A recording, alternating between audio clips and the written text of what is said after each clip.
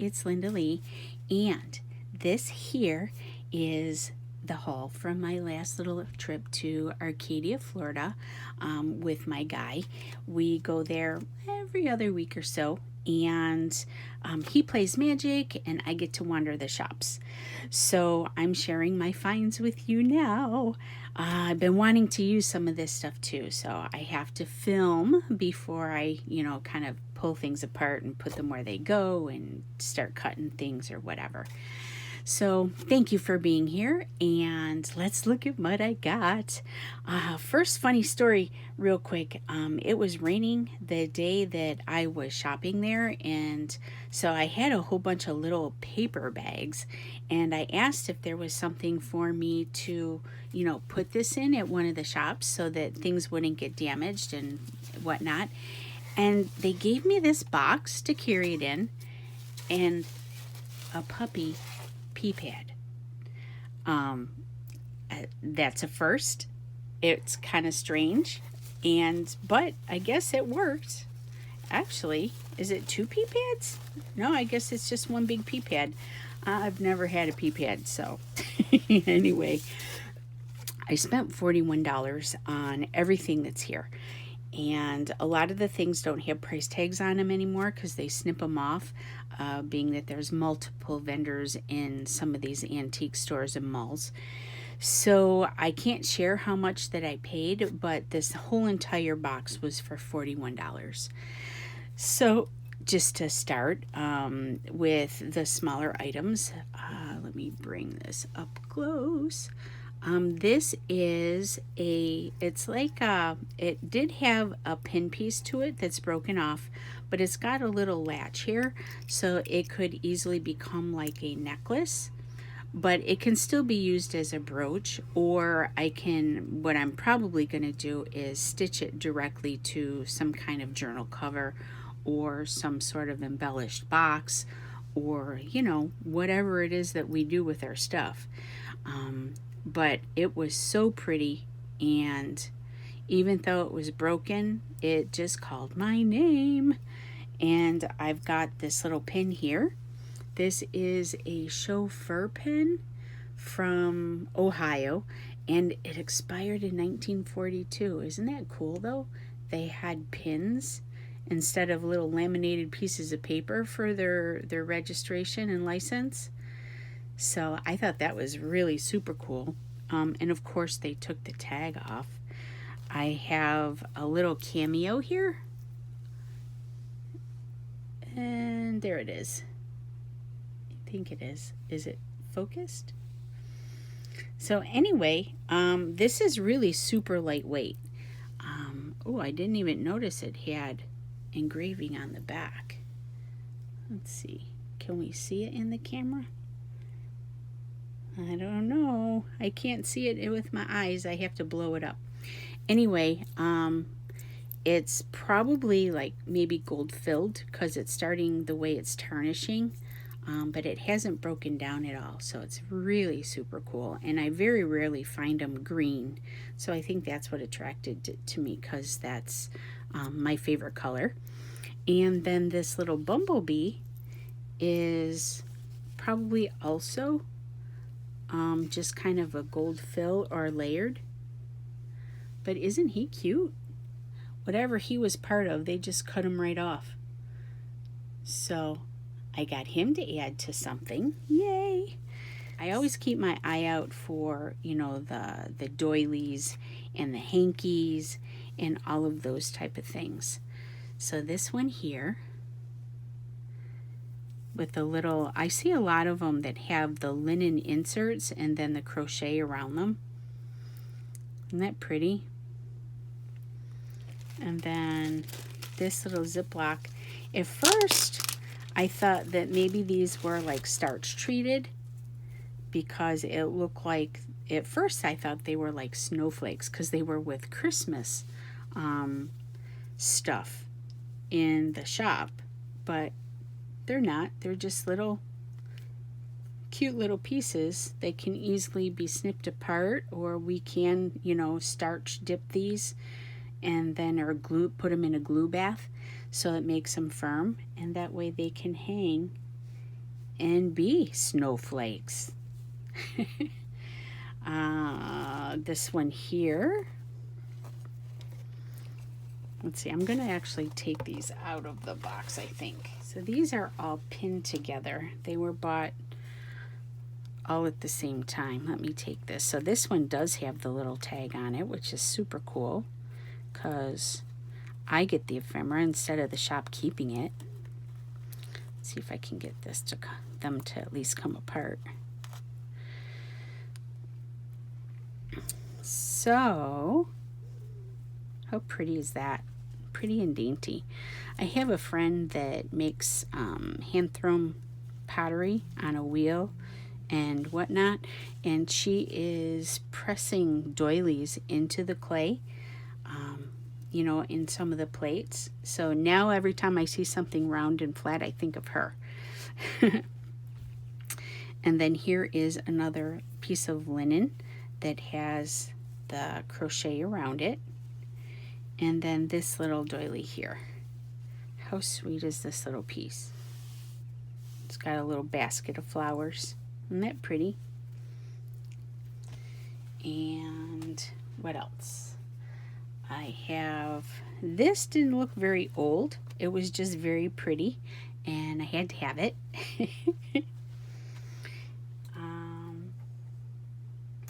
This right here, look at this piece. Isn't she precious? This is so pretty. Very dainty. It's discolored just a little bit around its edge, but I don't mind that at all. So this could very easily go on the outer side of a journal and then, you know, layer up all kinds of pretties on top of it, or be a page, you know, I don't know.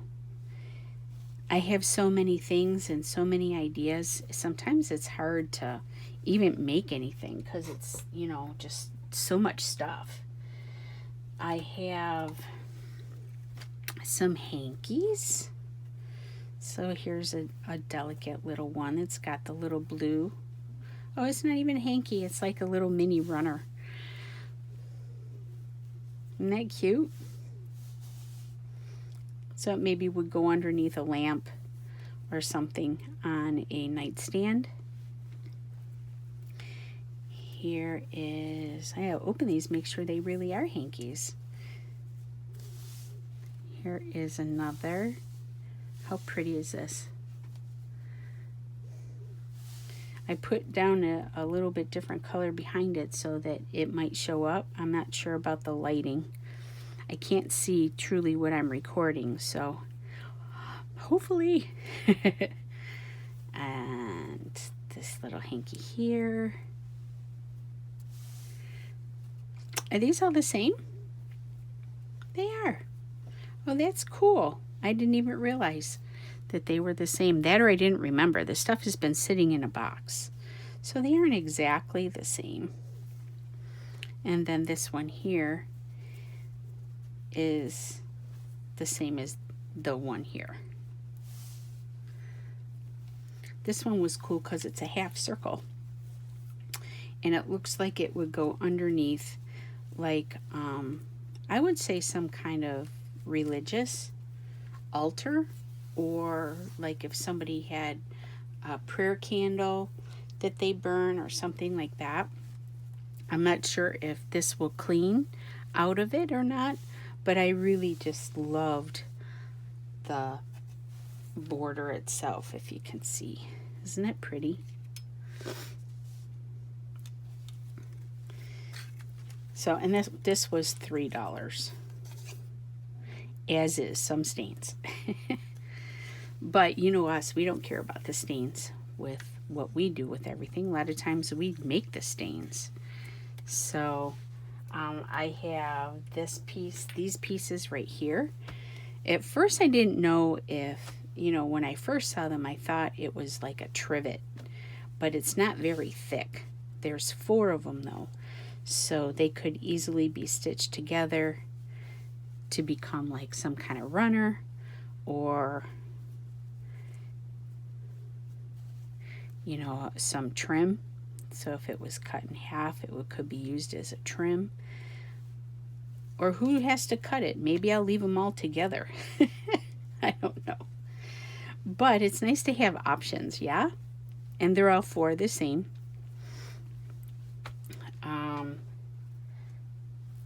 have another little linen circle that has the little edging on it. And I don't know if that was machine edged or if it was hand stitched.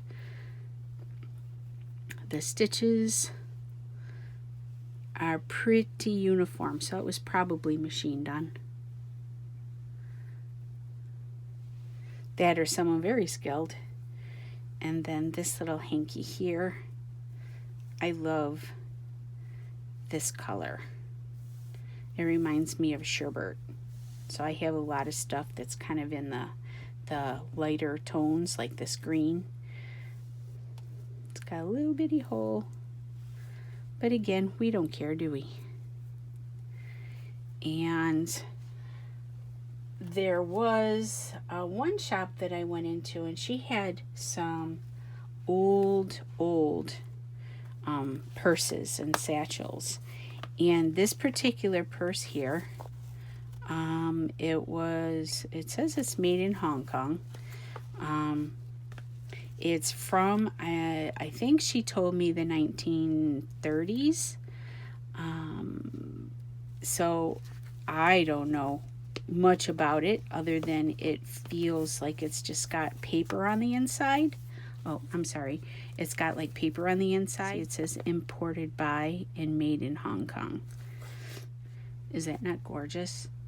So I will probably end up gifting this to somebody. I just don't know who yet. It's one of those special items that'll, cry out and say, here I am. So a lot of you know I do collect shakers of different shapes and sizes, and usually they're glass or crystal. This one is crystal. It's really super heavy. But when I buy them, I only buy the odd ones. So this one was all by itself, and this one was at a different shop all by itself. They weren't part of a pair. I don't split up pairs because I only buy one. And I have a whole assortment of them, so sometime I'll show them all to you. I don't have like a ton of them, but it's a lot of fun to collect them, and one day I'll have them all out and filled with different herbs and whatnot. So I have a couple of those to add to my collection. And a lot of times what happens is when people donate stuff, they have cards and whatnot that they haven't used. Like, I buy this stuff primarily for the envelopes so that I can put them in like my eco die. So I don't know, this just moved. You never know, I could use that. But mostly I got the envelopes. So this here is just different assorted envelopes. A lot of times this glue will come apart, and then, that creates the envelopes that I can fully open up. This here was stuck in with these, so I bought them.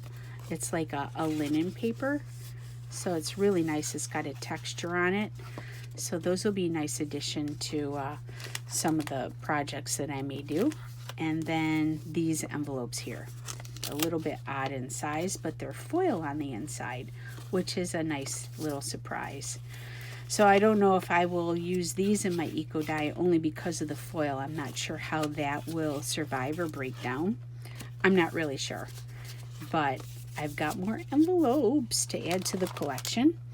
And I have a couple of Christmas postcards. Now the postcards themselves, they don't really have, well, this one has a 1922 stamp on it, or postage cancellation mark. Both of them have a 1-cent postcard postage stamp. Oh geez.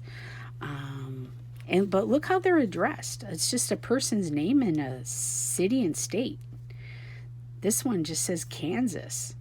Isn't that weird? Maybe it was Selma. Selma, Kansas is the place. And then the person. This must have been the head of the household, and this may be his daughter because it says Miss. I don't know. It's got German text on it. And then this here, it says to Grandma. They named the baby Virgil. How cute. But they're both Christmas postcards that I'll be able to add to, you know, something that I do for the holidays. Aren't they cute? It's so cool. They didn't have very many of those, so I wasn't able to take advantage. But look at this stuff. Now, this is definitely some vintage music. And it's really nice because I'm not sure how old this is. But it's not super brittle. So wherever it was being taken care of, it was probably somewhere climate controlled because the paper is still in good shape. But there's no dates anywhere for me to see how old it really is. As well as here, this is a manuscript paper. So I thought this was really cool to be able to add to journals. Isn't it cool? Can you see that it's green? Someone was writing some music. That's really cool too.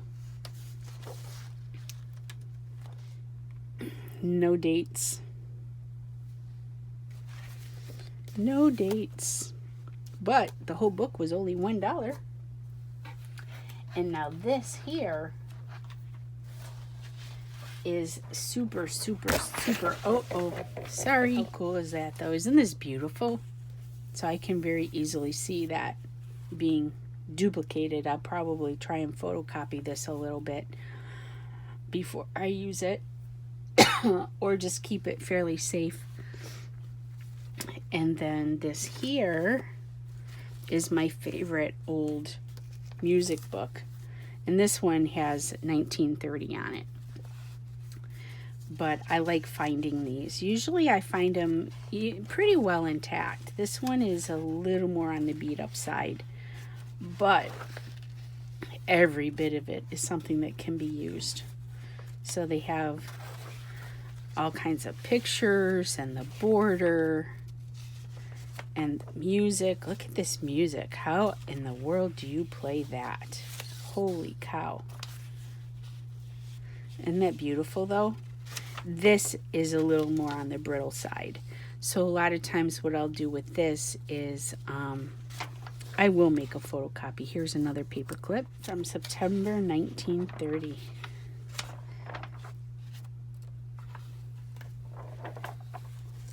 So anyway, that is my entire haul from Arcadia the last time we went. And I just, like I said, I wanted to show it to you so that I can use some of these components. Because usually what I do is I try and keep stuff aside and keep it together so that I can do a video and show you kind of the stuff that's out there. You know, if you have any kind of antique shops or thrift stores, this kind of stuff I've never found in a thrift store. It probably gets scooped up and purchased right away, but definitely look for it in the antique shops. So anyway, thank you so much for hanging out and enjoying my little treasures with me. And I will see you in the next video. Thanks again for being here. I appreciate any kind of thumbs up or comments. That all helps the YouTube algorithm. So thanks again. Bye-bye.